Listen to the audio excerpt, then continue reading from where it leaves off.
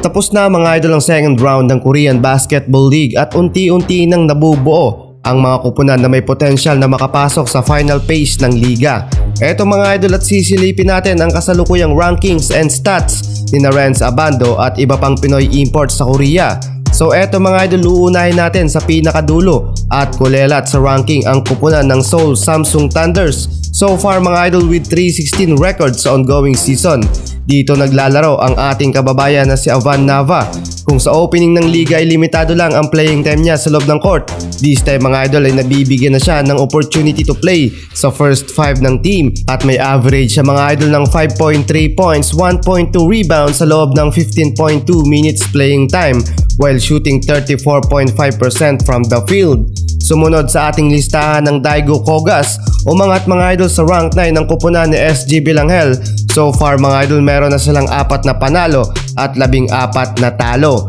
Despite sa mga talo nila mga idol ay one of the key player ng Kogas Bilanghel ngayong season. Second to the leading scorer na may average of 15 points, 3.6 rebounds, 3.2 assists at may pinakamahabang playing time sa team with 31.3 minutes playing time at may mataas na field goal, 57% shooting from the field. Sobrang effective ngayon ni Bilanghel sa 2 points made at laging babad sa mga huling laban nila. Samantalang umabante tayo mga idol sa rank 6 at kasalukuyang hawak ng defending champion ng spot. Anong nangyayari kana Renz Abando? 7 magkakasunod ng natatalo sa liga at may 9-11 records na sa KBL simula nang mawala si Maxwell ang pansamantalang pumalit kay Omari Spellman.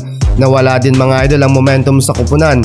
Bumaba din mga idol ang puntos na kinakana ni Abando every game. Meron na lang siyang 8.9 points, 4.2 rebounds at 0.7 blocks per game. From beyond the arc naman ni Abando, sobrang baba din itong 19% shooting 3-pointer at isa sa dapat ma-improve ni Lakay. Samantalang namamayagpag sa liga ang kupunan ni Justin Gutang, Changwon LG Sakers with 14-5 records. Si Gutang mga idol ay kumakana ng 8 points, 3.5 rebounds, 1.8 assists while shooting 62.3% from the field. Among the rest sa mga Pinoy imports, si Gutang mga idol ang may pinakamataas na field goal sa pagsasara ng second round. Limitado man sa playing time si Gutang with 14.6 minutes playing time ay effective din si Gutang mapopensa at depensa.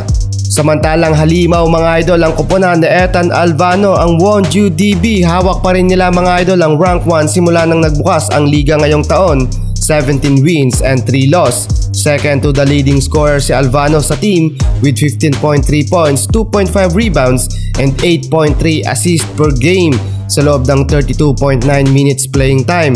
Sobrang babad ni Alvano every game mga idol even though na hindi siya ang scorer machine.